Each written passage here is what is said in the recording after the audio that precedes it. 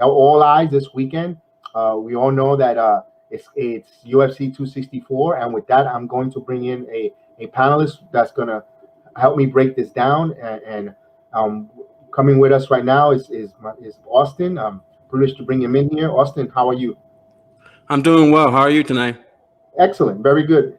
We I see that I'm gonna bring the card up here, and I wanted to take Poirier McGregor 3. This is the third and final bout between these three guys. Each one has won a fight, 1-1, and it's the rubber match of the series that they call it. I just want to hear your insights and your thoughts on this fight. Well, first of all, let me just start by, you mentioned earlier how this is like a big month for sports, and you're right about that. You got a lot. You got this fight, this pay-per-view card. You got next week with Islam Makhachev, who's like Khabib's successor, who's just as good as Khabib fight next week. And then, of course, Bellator, you got especially Pitbull and McKee for the featherweight title in the end of July and July 31st, which that we'll talk more about as we get closer to it. And also Dillashaw, Corey Sandhagen, all these great fights, and not just MMA, but boxing. You mentioned Wilder and Fury 3, and also Spence and Manny Pacquiao, which I did not. Oh, that's in August. But yeah, right around the corner though. But yeah, this is definitely a great time to be a combat sports fan and sports in general. So it's very exciting. I'm glad it's a good point you mentioned. But yeah, to break down the main event, McGregor Poirier 3, as we know, trilogies don't happen very often in MMA, especially high level MMA. And these are very special moments and special events, and something that MMA fans should definitely, and combat sports fans, period, should definitely be appreciative of, especially since they're both 1-1. They fought back in the first time, September 2014. Conor McGregor knocked Poirier out in the first round with KO, and then 6 and a half years later, this past January, Poirier knocked him out and TKO him in the second round. So usually, and they're both great, strikers. They both, have a lot of knockouts. McGregor has 19, and I forget how many Poirier has, but I think it's double digits for sure. Poirier definitely has and McGregor both have some of the best hands in all of the lightweight division, and probably all of MMA and UFC for sure. And it'd be interesting to see how can McGregor counter the calf kicks, because that's what really led to his downfall in the fight in January. Was he got kicked? He won the first round, but that round went on. He started getting hit a lot more with calf kicks, and then the second round got hit with it, making him more stationary, easy for Poirier to pick apart. And then obviously he dropped him and finished him in that fight. And that's, one thing. And also another thing is how hungry, people wonder how hungry is Conor McGregor. I mean, people have been asking that ever since he fought Floyd back in August of 2017, made $100 million. And also his whiskey company, Private 12, sold for like, what was it? I think $400 million. It's like a ridiculous amount of money. So he's got a lot of money. It's a guy who one point when he got in the UFC was on food stamps or government assistance in Ireland. Now he's, have generational wealth. I think Marvin Hagler, rest in peace, who had that famous quote about it's hard to get up in bed when we have silk sheiks, if I'm not mistaken. Correct. Yes. And some people are wondering, is is he complacent? Is he really giving, is he really into this? Is he like as serious, as hungry as he was when he was fighting in 2013, 14, 15? Now, personally, I think McGregor has a lot of ego, a lot of pride. I think he wants to get revenge, because obviously no one likes getting knocked out. I mean, if you get knocked out, you want to get revenge, and it's most people, especially your fighter, obviously. And my thing is, I do wonder though, like what happens if this fight does get past, let's say, like the first, second round, if McGregor's cardio is going to keep up, because that's the one criticism in the past, is that he tends to. As the fight goes on, his cardio tends to go down. Especially if you watch, even though he won the second Diaz fight, but he did like slow down somewhat. He had that second burst of win in the fourth round. But also Poirier, I mean, does Poirier, get a little somewhat confident because he just knocked him out 6 months ago? Poirier trains with great. They both train in good gyms, both of them. But American Top Team for Poirier and SBG Ireland for McGregor. But does Poirier think, does he, get a little complacent and think, well, I already knocked him out, so I don't have to, now obviously he's going to work hard, but he's not going to be as hungry, as motivated. Plus he has tasted some success too. Not like the level of McGregor, but his name has definitely gone up and ever since knocking out McGregor. Poirier is always, he always brings him. He's a dog. I mean, he's one of the more entertaining fighters in UFC the last decade. Really, he's up there. If you really went to all entertaining team in UFC, he'd definitely be on there along with McGregor. But as he can place him, maybe McGregor is able to catch him. I mean, I'm very interested. I mean, it's a lot of things going in. There's so many things that can happen. Again, in the first round, again, decision, again, fifth round TKO. I mean, it's a lot of things. Poirier can submit him. I mean, McGregor can win by decision. I mean, that's the beauty of this fight. There's not like a clear-cut way. I mean, a lot of people are probably thinking, oh, Poirier's going to win because it's not enough time for McGregor to adjust the calf kicks or anything like that. But the both strikers particularly, and it's MMA. Anything can happen in the sport. It's not like Poirier is just Khabib with his grappling where it's like, oh, man, McGregor really struggles with that. Yeah, he got no chance. It's not like that at all. It's very competitive, and it's going to be very exciting Saturday night. And I can speak for all of us UFC fans. And MMA fans, and we cannot wait for Saturday night. I agree. Let me ask you a question with Conor McGregor. You're talking about his hunger, his desire to get in the ring. Could you think he wants to? I think he's going to have that desire, that fire, because I think he wants to try to be UFC's version of Floyd Mayweather with the money, showmanship. Main eventer, top. He is the top gross fighter in his fights. Whenever he fights, he is going to draw eyeballs, and he is going to draw the cachet to the main event. Do you think he's trying to compete on that level as a Floyd Mayweather type of showmanship and entertainer? Yeah, it's possible because a lot of people have always made a comparison from him and Floyd. I mean, Floyd even mentioned it when leading up to their fight out. He just stole his blueprint basically and things like that. Although then there were some differences between the two of them, but anyway, that's not. But still, yeah, definitely. And plus, it helps. If you keep on winning, it definitely helps you in terms of your box office appeal and things like that. But if you keep on winning, because you're still gonna have to high stand attention. I mean, Floyd got all attention because he just won. And people hated him, and people wanted to see his ass whoop, and people kept buying. Sometimes fights didn't live up to the hype. I mean, but at least McGregor, unlike McGregor, whose fights typically almost all of them are always exciting, never boring. And yeah, obviously, he likes to, make a lot of money. If he keeps winning, he's gonna get a shit ton of money because of his popularity, and that's a lot of that has to do with winning. I mean, most popular athletes are the successful ones. I mean, LeBron's successful, Jordan was successful. I mean, Derek Jeter was successful. Tom Brady successful. Wayne Gretzky. In all sports, not just combat, but all sports in general. I mean, Serena Williams.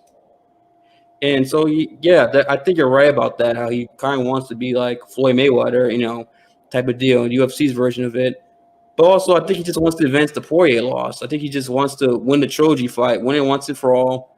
Get that bad taste out of his mouth. Because I'm not sure if you heard about Dana White, but he said that basically. He said what we all believe is in that the winner of this fight is going to fight for the 155 title, which kind of makes sense considering Poirier is the only top lightweight right now is on a roll. He's won 2 in a row. He did fight Khabib in September 2019, lost for the lightweight title, but has won 2 in a row since. Beat Dan Hooker in June 2020, and then beat McGregor in January. And if he were to beat McGregor, that'd be 3 in a row. It'd be no brainer to put him in Oliveira for the 155 title. But if McGregor were to avenge the Poirier loss, win the trilogy. And maybe no brainer for him to fight Oliveira also, considering the star power. McGregor was the former 155 champion. And of course, Oliveira will definitely want that fight too, considering it's a big payday for him too. And that's the one guy that's definitely one fight of everybody's really keeping an eye on this fight. Has to be Charles Oliveira, who, it'd be a fun fight to see Oliveira fight either of those guys. Really, it doesn't matter who. Right, I think so too. I think that's going to be a really good fight. The winner of this fight to fight Oliveira. Do you think that's going to happen before the year ends, or that's something for next year? Before the year ends, I definitely don't see it going into next year. I'll be surprised if it's next year. Go. So you probably see November, December. Yeah. No, that what a way to close out the year if you have that. Like a kind of a like elimination bout, and then the winner fights that. That'd be great for that vacant 154 title. Well, it's not vacant. I mean, if Oliveira won the title. Got you. He's the It's champion. just it's just that he's first title defense, and and plus, I mean, it's the one thing I feel like some people are not talking enough about. Even though if you're an MMA fan, everyone kind of notices that is that this is basically the number one contender fight for the 155 title, basically the unofficial number one contender fight. And it adds another element to this trilogy fight. It's that, which is definitely makes it more exciting, more juicy. It's already juicy as it is. The fight. But yeah, it's gonna be action packed. I'm gonna also I'll put the card up.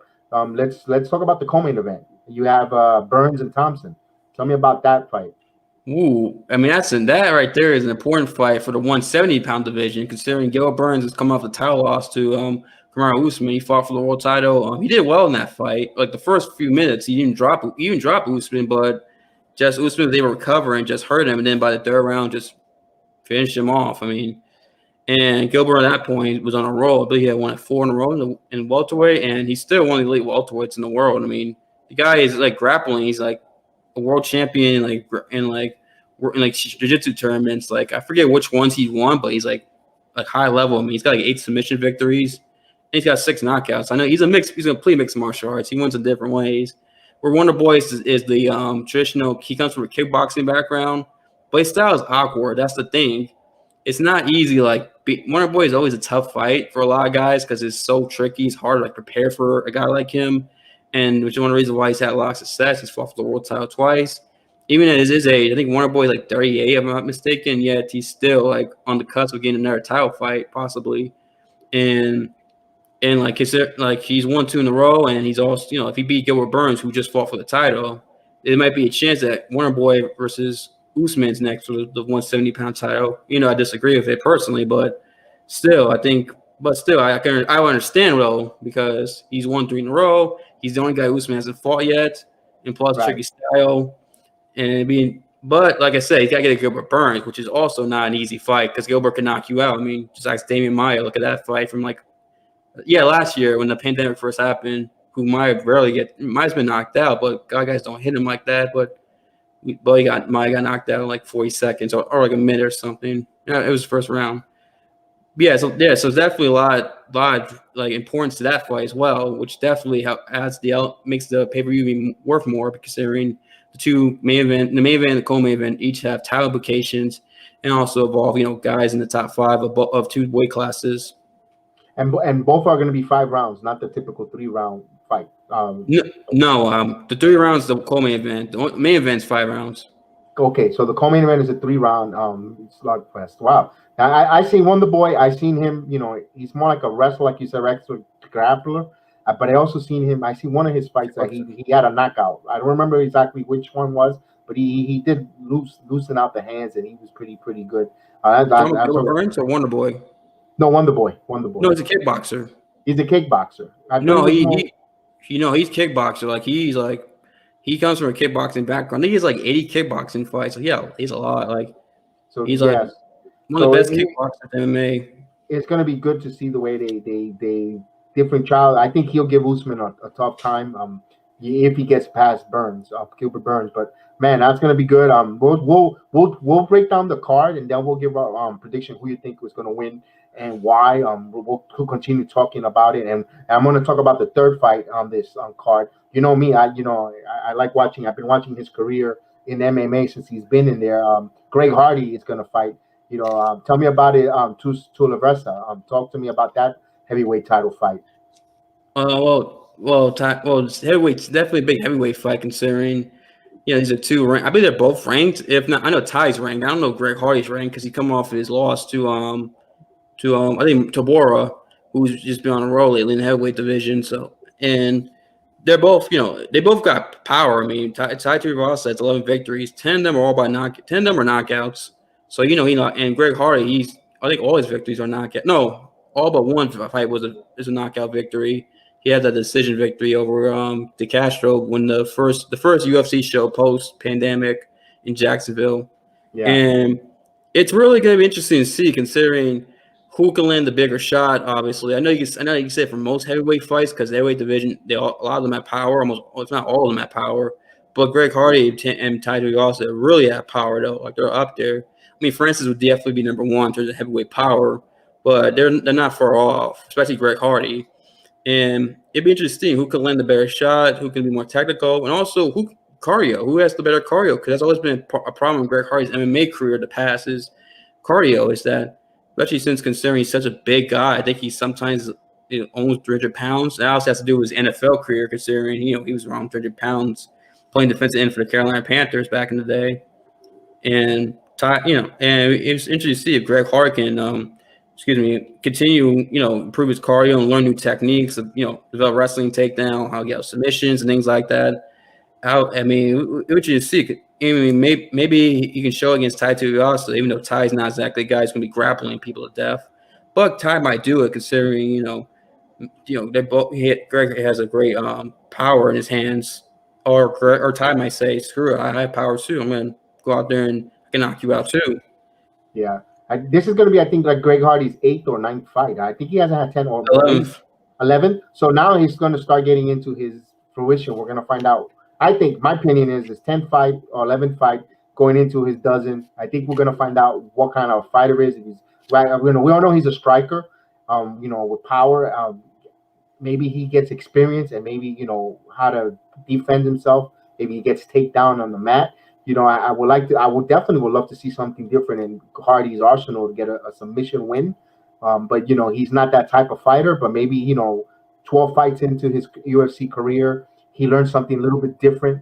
Because the power is always going to be there, but not all the time. It's also nice to add a little wrinkle to your repertoire there, especially if you got to get into a ground assault or a ground defensive game and be able to how to counteract on grapple or cut out of certain holes, and not be vulnerable when they put his butt on the mat or his back. If he's fighting on the mat, back on the mat, he's going to be pretty much useless because he's not really know how to get out or defend himself. So it'll be nice to see his training team has gone back to the drawing board with him to see, because after that loss he took, to see if he's going to work on something different, if he's going to use defensively on the ground or go for a submission. I think he could, with a rear naked choke with his strength and his arms, I think he could be dangerous with that. What do you think on his maturation with 12 fights already in his career? You bring up a lot of good points about that. Like, after 12 or 10 fights, he can learn more about you as a fighter, like what you're, and hopefully you're developing new skills, because in order to be, a world champion in MMA, you're going to have to do more than just knock guys out, throw power punches. Yeah, set it up, do combos, maybe throw some kicks or be able to defend takedowns. Because, like I mentioned, his last fight against Tybura, he lost. He got tired, and also his grappling wasn't all there. And then Tybura is a much better grappler, and that basically led to his downfall in that fight. And hopefully, and I believe he's been working on his cardio. He trains at a good gym in South Florida with Rashad Evans and Henry Hoof. I think Henry Hoof is his head coach. He's one of the best head coaches in all of MMA, in Sanford MMA and down in Coconut Creek, Florida. So it'll be interesting to see. And I'm trying to remember if Tai Tuivasa. No, he doesn't train AKA more. He trained AKA is one of the top gyms, also MMA, in San Jose, California. I know he was there for a little bit. I don't know if he's there now, but yeah, Tai. Like I said, Ty's always a guy who I always felt like, man, he just put it together. He could be a top 5 heavyweight in the world if he can just, not get hit as much, put new techniques. He can be a top 5. Same thing with Greg Hardy. The athleticism's there, the power. They both got power. Hopefully it's not boring. They're afraid to hit each other because they both got power type of fight. That would be horrible. No one wants that. Right, like they're trying to stay away from each other because they're afraid of getting landed with that one big punch that could turn the fight. Yeah, I know what you mean on that type of fight going forward with that too. Yeah, I agree with you on that. Right, because we don't need a Francis Ngannou, Derrick Lewis one type of fight. Oh, that just when we start, it's one of the worst fights I've ever seen. That fight, oof. All right, so let's talk about the one more fight, a couple more fights. I guess Adeline versus what? How do you say that? Kunitskaya is Russian. She's Russian. I can't her name's hard. Russian, Europeans have those long names. And I know this is a big fight for the 135 division. For women's 135. That division is kind of shallow because Amanda Nunes is basically just clean out that division. Yeah. Yeah. Irania Aldana was close, but she lost to Holly Holm back in October, so she's on the drawing board. And Kunitskaya has been, excuse me, she's been on a roll. I think she's won like 2 or 3 last fights, and it means maybe she beats has a great performance against Irania Alanda, and she maybe gets a title fight. Maybe I doubt it because I believe Manu is going to beat Juliana Pena in August, like most people, but. Maybe. I mean, maybe she fights Holly Holm, Kunitskaya, if she wins against her fight here. So, yeah, it's important 135 division title. I mean, like I said, that division, unfortunately, is kind of shallow and not, it doesn't have a lot of fanfare, which I can understand because it's like no one out there is like really impressive that you can go, man, Amanda can have trouble with that girl. If you really think to be honest. I'm personally a fan of Amanda Nunes. I think she's the best pound for pound fighter, not just woman fighter, but fighter all around, man. She's just dominant. She goes in there and she just dominates. She's just like she said, she's the lioness. She just goes in there and is awesome. Whatever she does, she could fight. She pretty much sent Cyborg packing to Bellator. She destroyed every competition that's in front of her. I think she right now August 16th is going to be a good fight. Hopefully she doesn't take it lightly and she don't get caught because these fighters could get caught by accident. All you need is one turn of a punch, and it could turn a glorious career. So I think Amanda Nunes is really focused and we see what's going to happen on that division. We'll see that, and then we'll go to the next fight before we hit the prelims. We have O'Malley and Mountain Q. Montague, yeah. Okay, so this fight is weird. Let me explain the backstory of this fight. Yes. Sean O'Malley was supposed to fight someone else, Louis Smolka, but Smolka got hurt and pulled out like last week or so. And then it was just within the last week they found a new opponent for Sean O'Malley, and this guy who he has a 9-4 record, which you think, solid. But the problem is he's 2-2 in the last 4 fights. This is his UFC debut. And Sean O'Malley's a guy that the UFC really likes. Like people think they're really pushing him hard, considering he's got a fun personality. He's got the colored hairs, the weird tattoos and stuff. Like you looking in the first, you have a reaction towards him. You already think this guy is a clown, or I actually think this guy's kind of cool type of vibe with Sean O'Malley. And so it almost feels like I don't want to say a setup, like a toss-up fight for him, because obviously it's short notice. But it kind of feels like that. I mean, the guy's 2-2 in his last 4 fights in the regional scene. Now he's going to fight in the UFC. I mean, who knows? Maybe he capitalize on it and beat Sean O'Malley, which I don't expect. But Sean O'Malley's a guy who could be, a potential, top 5, top 10, bantamweight in the world within the next, several years. A guy that could be a threat potentially. I think he's got that talent. I know some people may not think so. I think a lot of that has to do with his personality. People sometimes the personality affects how they view him as a fighter. Sometimes, and I've been guilty of that in the past with other fighters too. Okay. Anything else on that? We're gonna look at the prelims. Anything sticks out to you in the prelims, or even in the? Let me remove the banner so you can see. And all the early prelims. Any of these fights out there that anyone should keep an eye out. That should be look out for this. Anything that triggers, hey, keep an eye on this, keep up and comer, keep an eye out for this fighter, trending in a positive direction or rebound direction. There's two. Go ahead, finish your sentence. I'm sorry. No, I'm good. Okay, there's 2 of them really. It's the Hall against I can't tell his screen how to say his name. Topuria, yeah.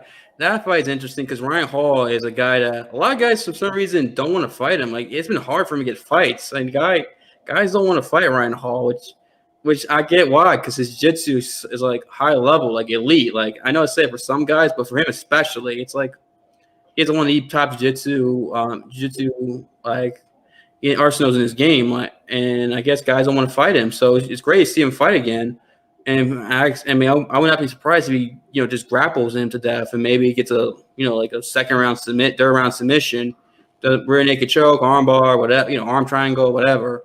Because Ryan Hall is, Ryan Hall is one of those guys that, some guys grappling can be boring at times. To me, he makes it like exciting. It's like you want to see him like submit a guy, kind of like Damian Maia at times was. And the other prelim fight is Carlos Condit against Max Griffin. Carlos Condit is the guy who's been one of the more entertaining fighters in his whole career, going back to like the mid 2000s. Fought for a world title against George St. Pierre back today, and against Robbie Lawler, and one of the great fights of all time, him and Robbie Lawler, which I recommend. If anyone doesn't watch it, go watch it if you get a chance. You'll love it. And he's near a tail end of his career. He's not, he's older. He's not tail end. I mean, for all I know, I wouldn't be surprised in his last fight. I doubt it, but you never know with fighters, especially this stage in the career. Max Griffin typically is a guy who's always been a solid fighter for the most part. Usually wins some, lose some. Usually good fighters tend to beat him typically. And I think he's won, I believe, like 2 in a row or like 3 out of 4, something like that. I know he's been trending upward recently. And being a guy like Carlos Condit, who is a legend, that would definitely be a great booster for Max Griffin's career. And that's the feature prelim of this card, which, like I said, I mean, I would love to see what happens. The young guy, Max Griffin, who's younger than him. I forget his age, Max Griffin, versus the old veteran. See if he can, capitalize and take out the old line, or the old line has, a little more fight in them. You got. So yeah, Max Griffin. I was gonna take a look to see how old is Max Griffin. To see, I was gonna check it out.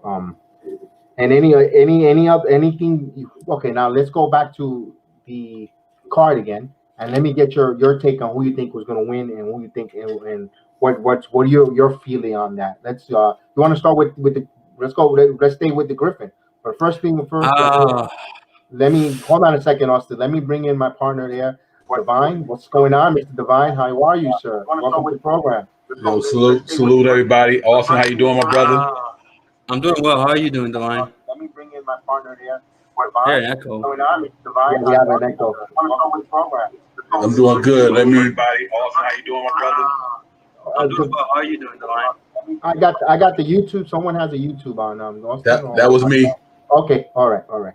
What's going on, Austin? Salute to everybody, man. I'm glad to be here tonight. Ready to get into a little sports talk. I heard y'all going over the UFC thing, man. Excited to hear what y'all got going on there with the McGregor fight. I think that's gonna be pretty awesome.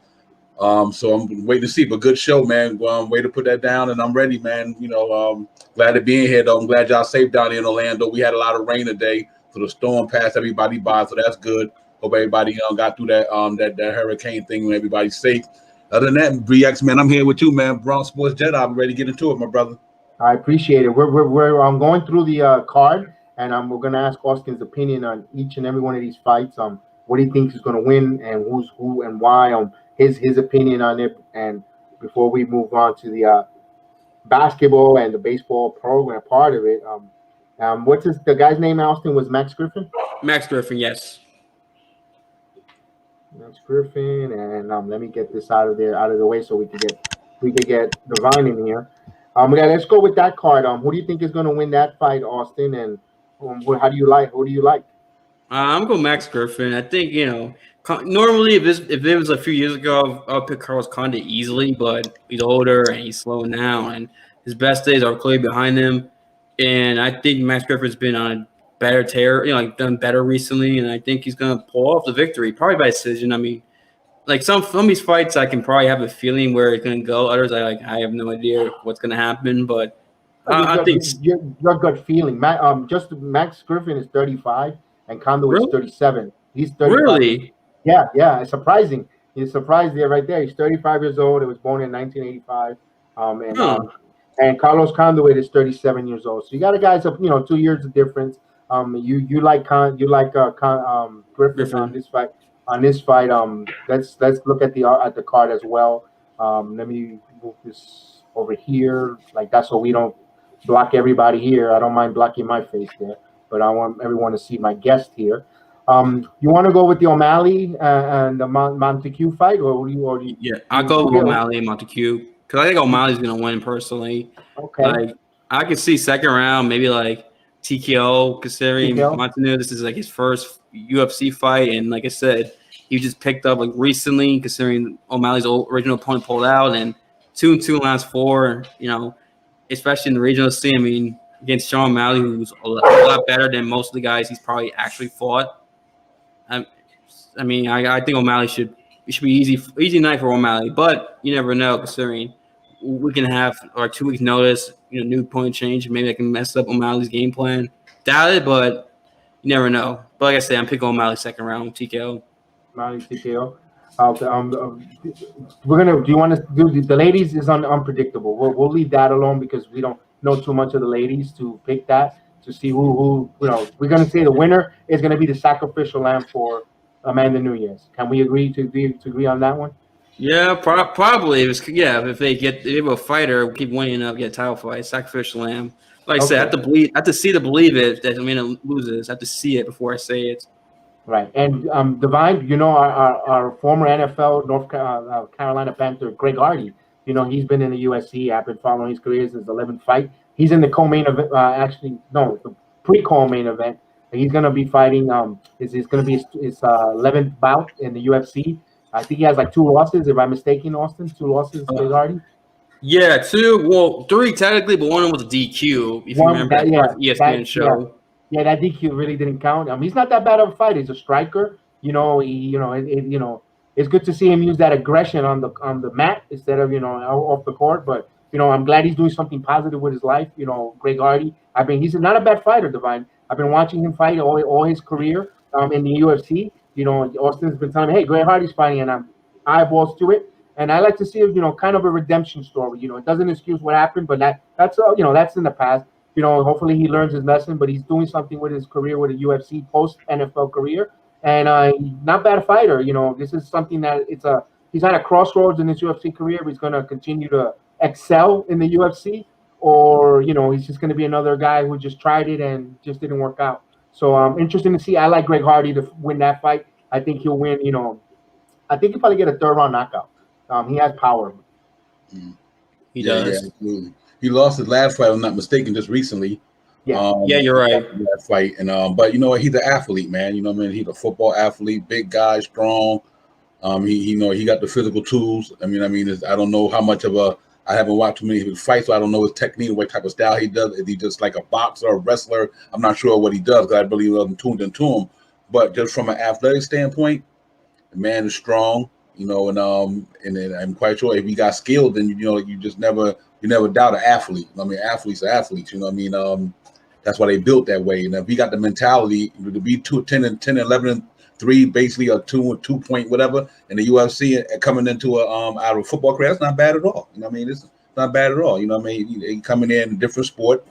But what? One thing about it, he used to fighting in the trenches. He played football in the trenches. So he probably put that together with what skill he had and developed himself. And let's see what he do. Like you said, redemption probably. But second time around better than the first time. Let's see how he get down, man. I think he'll win though. I think he'll win this one. Yeah, he's a striker. He's a striker, a fighter. Mm-hmm. And Austin, what do you think on that one? That's a tough one because I really, Tai Tuivasa, no joke. He's 11-1. He's got like 10 knockouts. So it's not an easy fight for Greg Hardy. Tybura to Tai Tuivasa is not exactly the easiest, but it's I go back and forth for this fight. By the way, this is for the next 2 fights. It's back and forth for me. That's a preview, how I feel, but we'll get to them eventually. But it's like they both got knockout power and they're both A toss up for you in your book? I'm going Greg. It's a toss up, but I go Greg Hardy 3rd round, like 2nd, 3rd round. Like I said, I won't be shocked if Tai Tuivasa, beats him. Wouldn't be surprised. Okay, cool. And then we have the co-main event, Burns versus Wonderboy Thompson. Like you said, that's a welterweight battle. Winner might get Usman in an elimination fight. Actually, if Wonderboy wins, Gilbert because he just lost. He just lost. Okay, so Wonderboy, he has the right to compete for or demand a fight with the champ. Who do you like there? Wonderboy? You like Burns? Do you think Burns will bounce back from that loss? Tough one. This is another one. It's like it's pick 'em. It's like I go back and forth because I can see Gilbert winning because Gilbert, he lost to Usman in the title fight in February. He hurt Usman and he was on a roll before in the welterweight division before he lost. He's got great jiu-jitsu. If the fight goes to the mat, I do not like Wonderboy's chances at all if the fight goes to the mat. But that's the key, because Wonderboy is not easy. Get down. He's really not. You have like a high level wrestling, which Gilbert, jiu-jitsu and wrestling aren't the same thing. There's differences to that. And Wonderboy has always been tricky for most guys. That karate kickboxing style is so tricky that it kind of messes with guys up. Like they they have a game plan. They go in and like they can't hit him. He hits them. He uses kicks to kick, to keep you a distance. He's got power. Sometimes you're focused on the kicks, you forget that he can knock you out with his hands, and then he just catches you, and then you're fucking hurt and things like that. So it's like, man, it's a tough one, but you know what? It's a toss up, but I'm going Wonder Boy. I think he's on a roll, and I think he'll decision Gilbert. I think he'll win by decision. Divine, any thought? Want to pick a guy? I'm gonna go with the wise man on the panel. I think I agree with Austin on that one. The wise man on the panel on that one. So yeah, I agree with everything what Austin said. I second that. So I definitely take him. I would like to take Wonder Boy. I'm going to be different. I'm going to go ahead with Burns in the decision. I think he'll win a decision. I think that one will not finish in a TKO or submission. I'm going to go ahead and take a decision.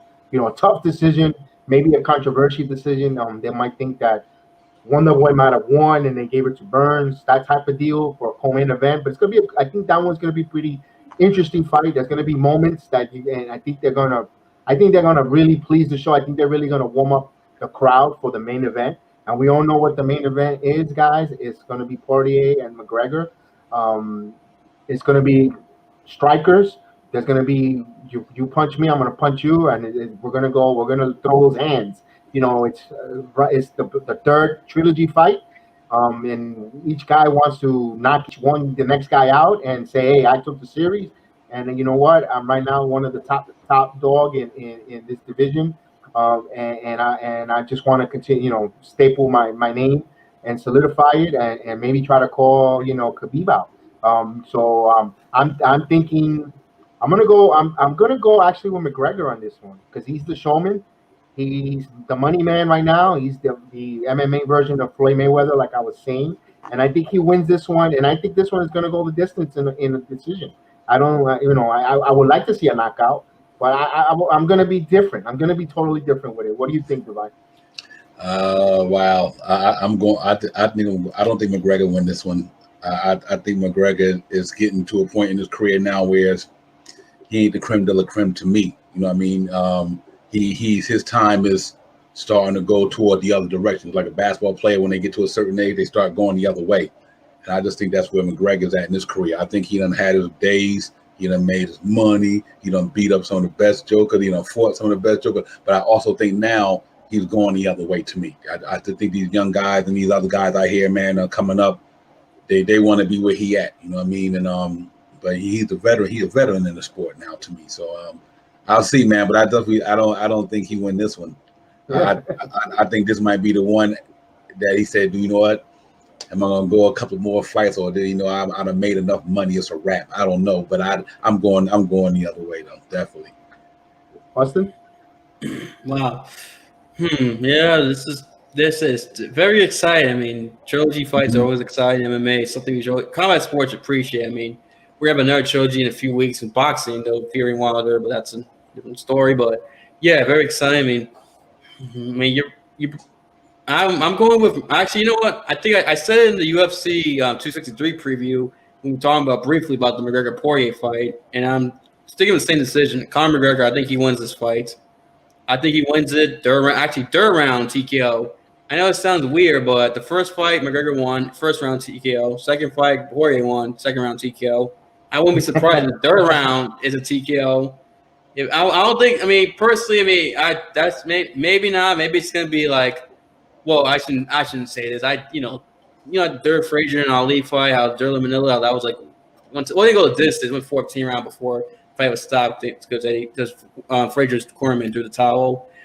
But still, maybe it can go it could be like decision, like an epic war. Like this is like all-time classic fight, which we hopefully it is. We all want that. We want to be able to talk about this fight 5-10 years down the road.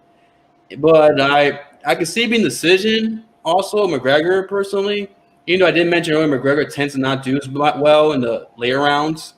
But I do think McGregor, he's back against the wall. He tends to come through. Where it'd be, the second Diaz fight, after he lost to Diaz 5 months earlier, he came back and won that fight. In the fourth round, he got like a second burst of energy. He was able to win that round. which won the fight, and then also the Cowboy fight coming off, the Habib loss and the year not fighting, he's able to win that fight in 40 seconds.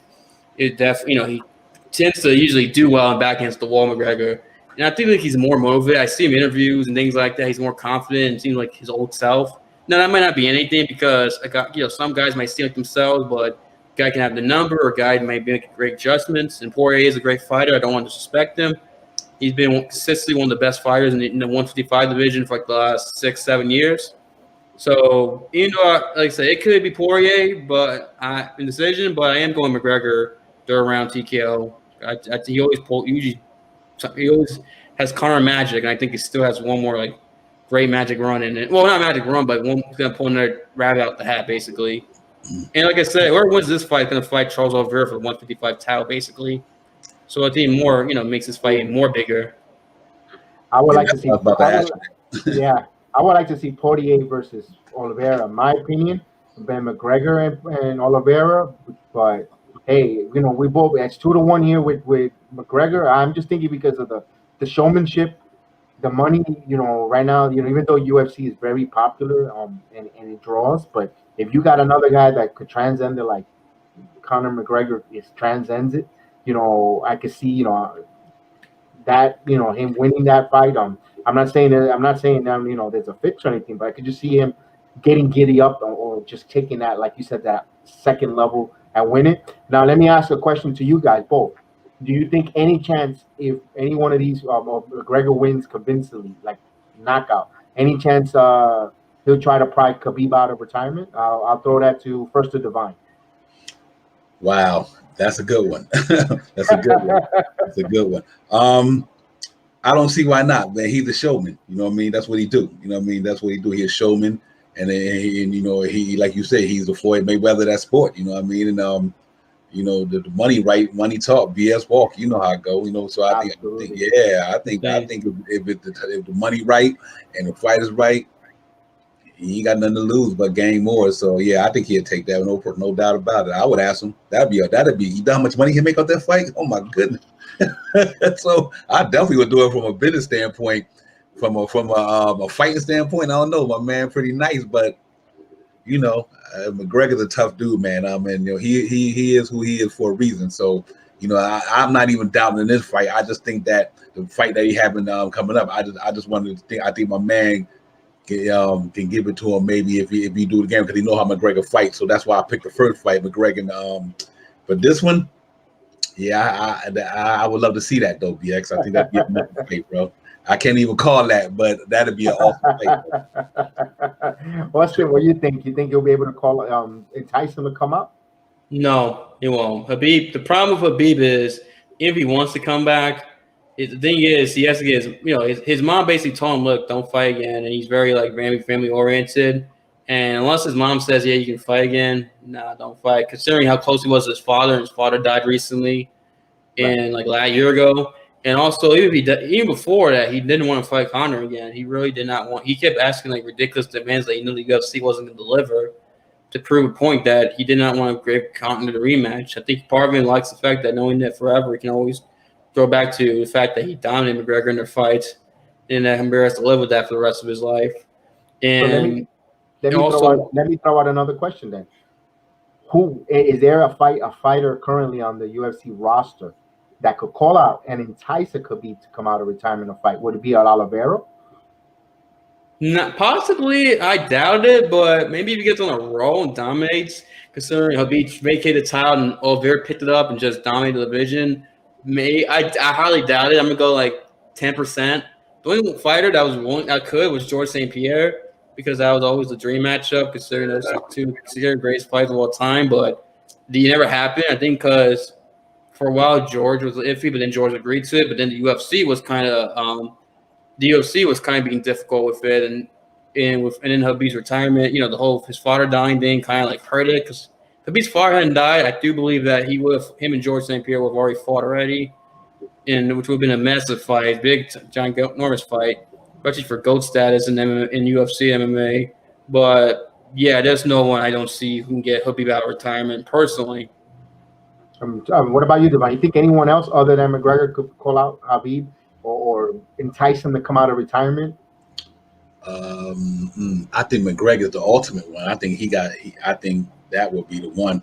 Um, that's hard to say, man. I'm not familiar with everybody in this class and what he do, so Conor McGregor is the one that comes to mind to me because of his nostalgia, his gamemanship, his attitude. This right here. Yeah, right. He and like I said, money talk. You know what I mean? That's the Yes. I mean, money talk. I mean, listen, man. Somebody say, listen, I throw you 2 times we did the lab fight, or even a Muay, and you know what? They ain't gonna be in that sport forever. They need money in the bank. You know what I mean? So that's what fighters do. Not only because of the money, don't get me wrong, because they love the sport. You know what I mean? Some they dedicated to their sport and they love it. They love it with a passion. They gonna like, man, I gotta fight this dude. You know what I mean? That's their heart. Just tell them I gotta fight this guy. You know what I mean? I was born to do this, and you just never know, man. Sometimes you just gotta go what you do best. And I think that guy Habib might say, listen, man, listen, whatever, I gotta do this fight. You know what I mean? I need the money. It's a good fight, and I do want to try to beat this man. You know what I mean? So yeah, you put all them combinations together, I can see it happening. I don't know too many people in the UFC that got that much, like I said, much nostalgia to make him want to come out of retirement, other than Conor McGregor. And I mean, it's just somebody I'm missing. You know what I mean? Because I'm not a deli tuner, but just from that standpoint, yeah, Conor McGregor pull him out of here. He's gonna get the money. That's what he's gonna say. Yeah. I think Conor is one of the most polarizing fighter that could polarize that guy out of retirement. Maybe, and maybe Oliveira, because Oliveira right now is a hot, in my opinion. Austin, let me ask you a question. Do you want to talk a little bit about the Pitbull McGee? I know you're going to come back when it's a week before or a couple days before this fight. Just give us a quick little bit of a insider preview for guys that don't know about this fight, about these fighters, what to expect, and then we'll break it down more when you come back on to break this fight down. But here's the fight that's coming up Saturday the 31st on Showtime, Bellator, and it's going to be Pitbull versus McKinney. It says it's going to be fireworks. It's going to be for the Forum in Los Angeles. And Austin, give us a little breakdown, a little sneak peek of what to expect, of what do you think is going to happen here, or for all of us that don't know too much about the Bellator, the featherweight or world title is going to be on the line. Go ahead, Austin. This is probably the most excited Bellator fight I've ever been excited for a Bellator fight personally. Like, this is one of the best, most important fights in Bellator history. I mean, you have Pitbull, who's arguably the best fighter ever in Bellator history. Arguably, him and Michael Chandler is the debate between two. I know Pitbull beat Chandler.